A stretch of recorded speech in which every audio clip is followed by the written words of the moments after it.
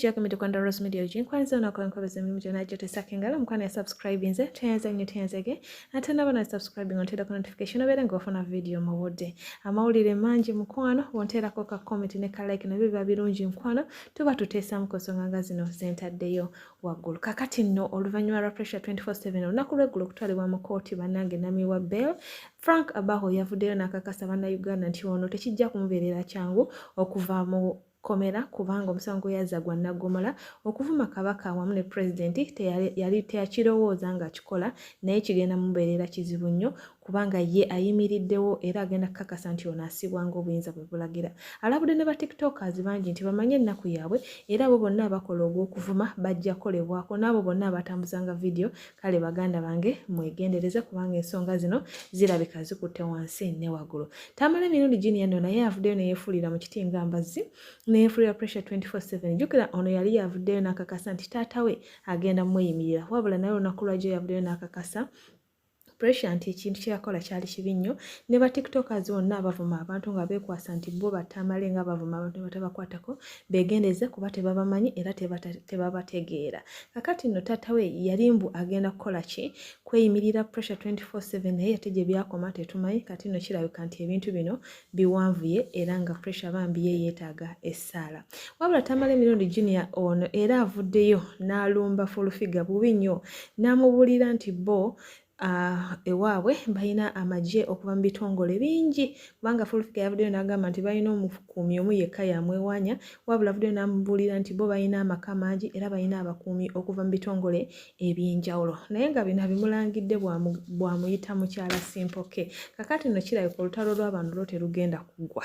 kubanga bavaayo ne beerangira ne beesonyiwa ate ne beevuma kati tumanyi bino gye bigenda basuulaho guno omulundi. Wabula ate mutima naye avuddeyo n'ava mu mbeera n'agamba Fullfigure nti baba balowooza nti ekyokukwata abavubuka babasibe si kintu kituufu era n'amugamba agende agambe gavumenti nti okukwata abavubuka ne babasiteeka mu makomera tekijja kuyamba wabula bakole ku nsonga zaabwe. N'amukakasa nti bagenda kubavuma bagenda kubawemula bagenda kubeera bakambwe nnyo gye bali kubanga bwe boogera obwogezi gavumenti tewulira so abirangidde Fullfigure n'amugamba nti bagenda bavuma paka kuwulira bubi. Ate nno munnange amawulire amalala mwana muwala Muna wa Derek yavuddeyo olunaku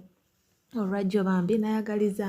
Derek amazaalibwa amalungi naye nga bino yabikoze ng'ali mu maziga amayitirivu ng'alaga nti embeera yaabwe yaggwawo oba tebakyali bonna. Abantu ab'enjawulo bavudde ne bamukolera video ne bamubuulira muno mwabaddemu Godfather yamugambye nti gwe wasalawo okulonda bisiyaga kati ensonga eno eyinza okuba ye yabaawula nga Derek yatya nti bayinza okubaloopayo ate bambi naye n'afiirwa future naye nga bamubuuliridde mwabaddemu ne mwana muwala Brisha Cash yavuddeyo n'amugumya n'amugamba nti munnange toyonoona bulamu bwo guma okyayinayo akaseera ate bana abasajja ebiseera ebisinga si bangu bakwesiga ng'obakaabira toyonoona budde bwo. Yamubuulidde bingi osaana naawe obyerabireko. Ate nagayitayita mu nkuubo galaga nti Zahara Toto mbu bamugobye ku mulimu gwe era mbu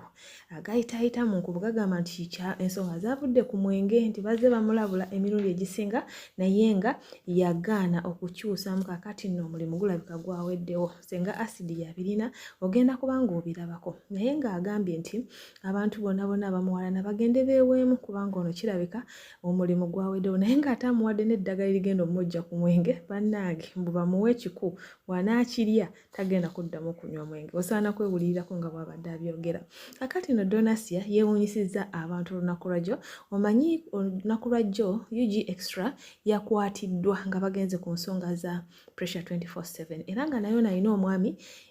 gwe yafunamu naye obutakkanya era nga yakakasiza nti ye yamuleetedde okukwatibwa. Kakati nno mu bantu abagenze okumubeererawo nga Donasia waffe si ono jjukira nti ono gye buvuddeko tubadde tumanyi nti yagenda Oman era bw'abadde akakasa bannayuganda ng'atandise n'okukola ebicuba bye atandise okubuulira abagala okugenda biki ebyetaagisa kwegamba ye ng'omugezigezi ng'atandise okubategeerera. Kakati nno abaana beewuunyiza okuba nga by'omu gwe baalabye wabula nno ng'omukalukalu bw'atajja busera naye Donasia alina kye yatugambye mbu ye yabadde yagenze kwegamba osaana weewulirireko ku mwana muwala ono naye nga byonna kamikutereyo mukwano naawe obeere ng'obeerabirako mukama omulungi akunkumire beera bulungi bye. Navaayo ne nkola video ne ngamba chairman yawa UG ebbaluwa okweyimirira Pressure nga Vvoola kabaka wa Buganda agenda kisasulira. Chairman yabuuka video n'agiraba ebbaluwa n'agisazaamu n'agamba tamumanyi ekyo kimu. Baganda bange kyenjagala obagamba, njagala bagamba nti engoma gye mwatankuula bamuyita Ssaabasajja Magulu Nyondo Cuucu n'atagambwako tatundulwa mu kalumwa tebamuvoola. Eyapositinga video ng'opushinga ekintu ky'okuvoola kabaka eyasanyuka eyacelebratinga mwena tugenda bateeka mukomera. Mugenda ategeera nti Museveni Yoweri Kaguta yafuga Uganda ate bwe yali agenda gifuga Buganda family ya Ronald Mwenda Mutebi erina contribution nene gye yateekako. Mbagamba kino mwefuura nti muli ba tiktoka batte mwina kye muli mumanye ennaku yammwe muli banaku kyekisooka. Omwana yenna ayagala okuvuma omuntu postinga maamawo postinga taatawo muvume tetukwinaako buzibu. Ojja kumala ovuma abantu wano ng'otegeera omale obuuze tamale siniya ye nga tebamukwata yakutuma juniya nga tebamukwata yakutuma fe ababatuma mwali mutulabye nako fe ababagulira data mulekeraawo okukola ensobi zammwe ne mutandika okwefuula wawe mwina okwekwata. Tamale mirundi siniya tabagambako mugende muvume bantu. Junior sina muntu wano ku TikTok gwe nali ntumye nti agenda avumira omuntu. Abamu kumwe mwina amaalo g'essimu ge gabatuusiza wawe muli. Oli awo oli makindye nnyoko n'ekitaawo baavu oli awo okola gwa kumanyira bantu buno buviews kati pressure ba viewers baliwa be yali ayina kakutta abantu kabavumye abantu botamanyi tumanyi na capacity yaabwe abantu abatemu abawedde emirimu. Omwana pressure n'okuba nti ali mukomera kati bayamba muyambe isima bamusibako tali mutaka isima omugenzi isima bamusiba isawo zino tukaba n'okukaba ne tugamba nti singa isima bamusiba ne batamutte mumanyira abantu be mutamanyi ne mutandika okuwa reference sibanya tamale mirundi siniya siba gotumanyi omanyi lwaki tuli ku social media kati kwe jamaalo gerugazi mu bikajjo gye mwava mwe ba TikTok abamu mwali balimi wajja na basi za global otuuse wano otaddewo akasimu bunaawe otandika oyogera ki. Bwe twagende wa General Sale Musale with my dad era tu addressing ekintu kya security yaffe natugaba in fact yatugaba tulabe CDF batwongera amagye kei waffe tulina amagye tukumibwa ebitongole by'okwerinda different agencies engeri tulina amaka mangi mukyala Simpoke tetukumibwa unit yemu. All agencies are there. Kale mukyala Simpoke kolanga research togezanga out of excitement mutegeere lwaki bano okwekalakasa kwa kabaka bwe kwabaawo. President Museveni mwenyini he took our security ye mwenyini ebyokwerinda byaffe bivira ddala wa president direct. That's why my father yomu kubasinga okuumibwa mu Uganda.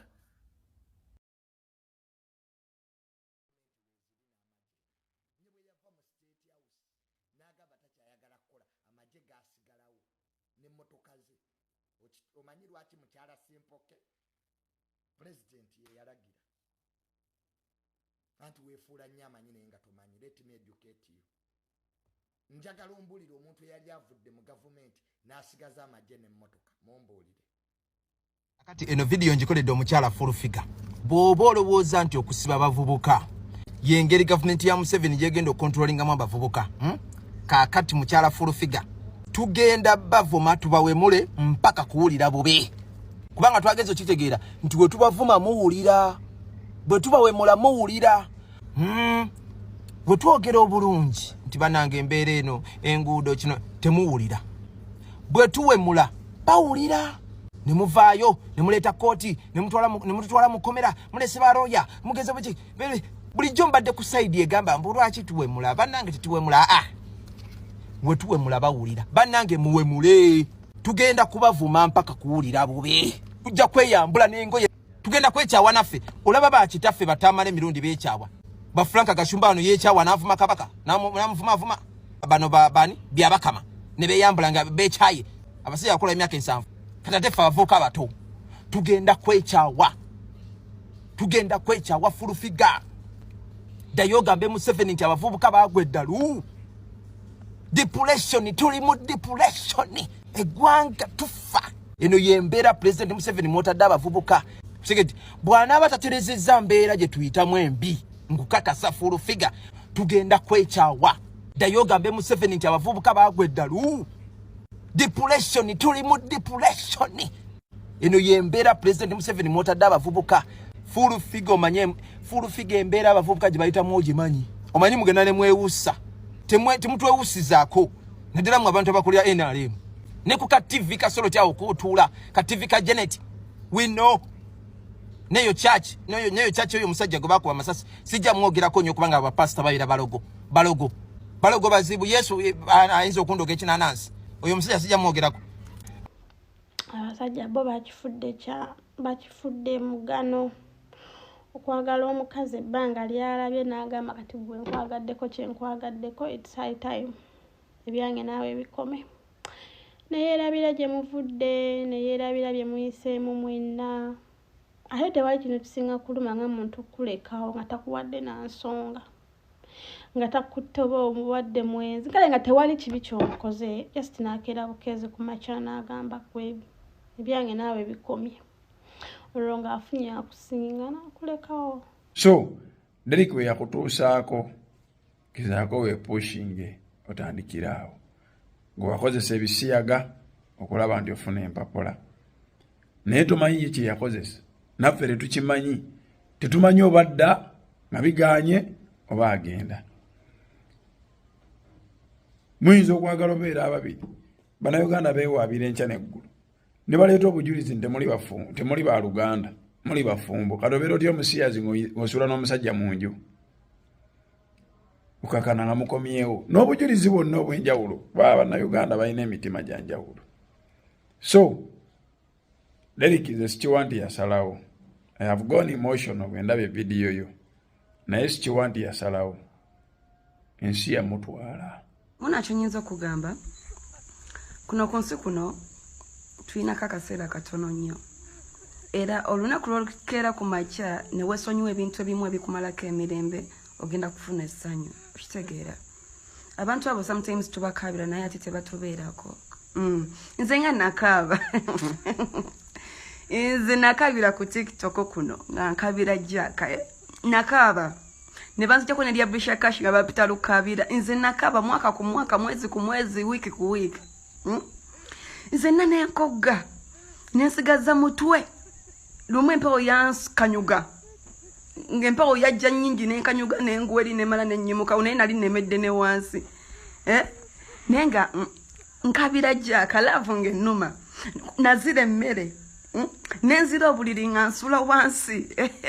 naye olunaku ebwakya ku makya neŋŋamba Brisha kaŋŋendeko mu kifo bwekiti ndabe ku bantu at least mpumulize ennaku yange laba bwengwa ku jjaka teyandaba nagenda olaba omuntu gwenkabira jjaka yatumya olusaniya nga yina abantu abalala bali nabo jjaka naleeta olusaniya lw'enkoko nga mulimu omuceere biki jjaka yali ali kulya mmere nga nze nkaaba nga jjaka ali alya mmere naye okuva we nalaba ekintu ekyo nze omuntu gwensanze ku nsi togenda kunkabya sweetheart awatesti nywamu walagi nemmanya nti kati nywedde omwenge gunkubye kankaabe kubanze wemba ngunywedde gunkabya toli mubi oli muwala mulungi nnyo ayina future ate okyayinayo n'akadde naye akadde kagenda kaggwayo kakozese bulungi ebintu ebikukabya byesonyiwe ekintu ekitakuwa ssanyu kireke gwe kitwale nti yali yayitawo yagenda kati naawe kola bibyo kitegeera abalabe ba Zahara Toto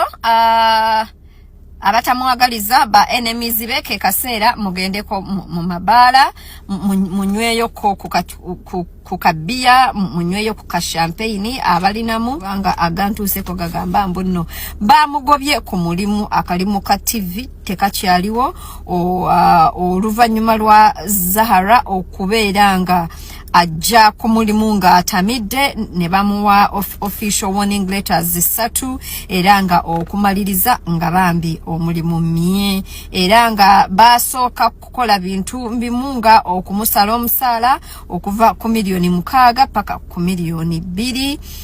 naye era natakyusamu era okumaliriza nga bambi akalimu kaweddewo. Tumusabira mbuno agezegezeeko her talents elsewhere because she's a talented woman. Ayina n'emirimu emirala gy'abadde ng'akola ndowooza ahostinga obwa DJ events yuyu asoma n'obwa pilot era kyemmanyi agenda kusigala nga atetenkanya mukama waffe amuyambe Zahara munnange omuze bwe kuzibira olya okyusa munonya ku ddagala ery'omwenge bweri kubula noonya ekiku okimire oba mmwe bakwano ba Zahara Toto abandaba mukwate ekiku mukimusulire mu bbiya tajja kuddamu kunywa omwenge oba mukwate ekiku mukisule in any drinking nga tategedde oba any food akimekete tajja kuddamu kukola ki kunywa mwenge katusuubire nkuwadde eddagala nekikolo weebale ekyo nakyo nkimaze nalandinga nentuukira mu bizibu naye era akanyiriro kirabika mukalaba kali ku point nze olwaleero ndaba nefiita zaamwe tezambodde kano nno konna akanyiriro k'omu Oman nga abaana b'omu Oman mbatumidde ate abaana b'okugundi awo ab'oku City Square awo ku City Square Oman mu Muscat mbatumiddeko nnyo ba baby girl mu bizibu ebingi ebitokomoka mujja kuba bulungi ane mujja kulwawo okukitegeera nti nze kati ennyonyi nazifuula bugaali omanyi abanaku n'okwesaawo yavudde ddi mu Oman ayagala kubba abantu yavudde ddi mu Oman munzijjako obunaku omuntu gwe muliko obulamu bwange buli insured anyuza mu yakowa